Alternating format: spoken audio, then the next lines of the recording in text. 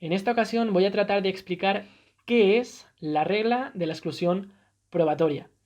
Y lo haré desde dos vertientes. La primera de ellas, analizando su fundamentación legal, su razón de ser, dónde se ubica.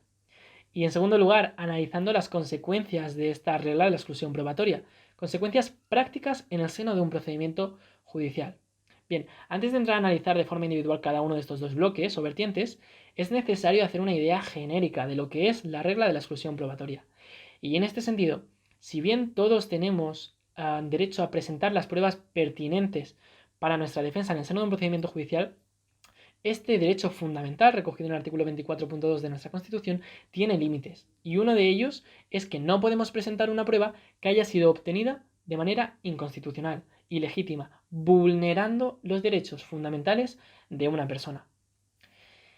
Si se presenta esta prueba, entraría en juego la regla de la exclusión probatoria, y es que esa prueba concreta debe ser excluida del procedimiento. A modo genérico, esa es una idea de lo que es la regla de la exclusión probatoria. Pasando a analizar el primer bloque, la primera vertiente. ¿Dónde se encuentra ubicada esta regla? Bueno, pues es amplio el sentido jurisprudencial en esta materia, pero en concreto se sitúa en el artículo 11.1 de la Ley Orgánica del Poder Judicial, Ley Orgánica 6/1985 de 1 de julio. ¿Y qué nos dice este artículo 11.1 de la Ley Orgánica del Poder Judicial? Bueno, pues nos dice que no surtirán ningún efecto las pruebas que hayan sido obtenidas de manera directa o indirecta, violentando derechos o libertades fundamentales. ¿Cuáles son los derechos fundamentales? Pues como ya sabemos, aquellos contenidos en la sección primera del capítulo segundo, del título primero de nuestra Constitución. A modo de ejemplo, si yo, particular, entro en la vivienda de otro particular sin su consentimiento, por descontado sin una autorización judicial, y cuando no se está cometiendo un delito flagrante y me encuentro el arma de un crimen, por muy evidente que sea esa prueba, la he obtenido vulnerando un derecho constitucional, un derecho fundamental, en concreto el recogido en el artículo 18.2 respecto a la inviolabilidad del domicilio. Por tanto, esa prueba, insisto, por muy evidente que sea, aunque sea una grabación de una persona matando a otra, no podrá ser tenida por válida en el seno de un procedimiento judicial. Y no solo ocurre conmigo, sino también con las autoridades y con la policía en general. No pueden presentarse pruebas que hayan sido obtenidas de manera ilícita. Si se hace, entra en juego la regla de la exclusión probatoria. Y en este sentido, y pasando ya al segundo bloque, ¿cuáles son las consecuencias prácticas? Bueno, pues aquí hay que dividirlo en dos. La consecuencia principal, como ya he anticipado, sería la exclusión de esa prueba del procedimiento y, por tanto, que la sentencia no puede basarse en ella para condenar. Lo justo sería que esa exclusión se produjese en el seno de la fase de instrucción, que es la fase previa a la del juicio oral, donde se preparan todas las pruebas.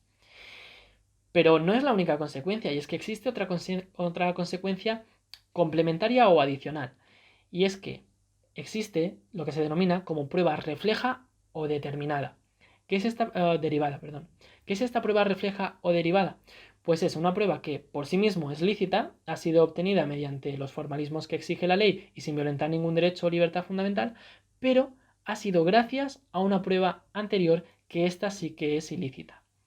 Bueno, esta doctrina es la doctrina del árbol del fruto envenenado, y es que como hemos obtenido la segunda prueba, que es lícita, gracias a la primera, ilícita, tanto la primera como la segunda deben de ser excluidas del procedimiento.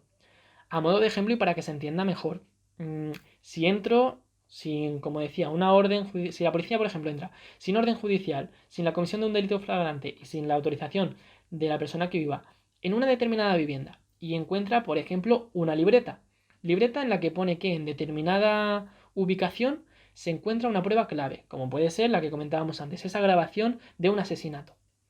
Y nosotros solicitamos al juez, bueno, la policía solicita al juez que vaya bueno, que si puede entrar a esa determinada ubicación, a esa determinada vivienda que ponía la libreta.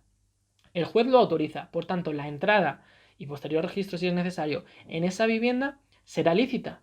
La prueba por sí misma es lícita, pero como ha sido obtenida gracias a esa primera prueba, la original, que es ilícita, ambas, por ese efecto dominó, así se conoce en la jurisprudencia española, debe ser también excluida del procedimiento.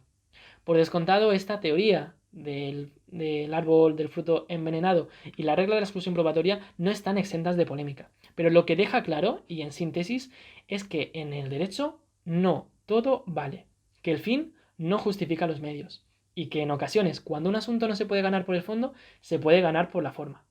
Por descontado, si tenéis cualquier duda o debate o queréis que profundice en algún punto de estos, comentadme por privado y lo hablamos.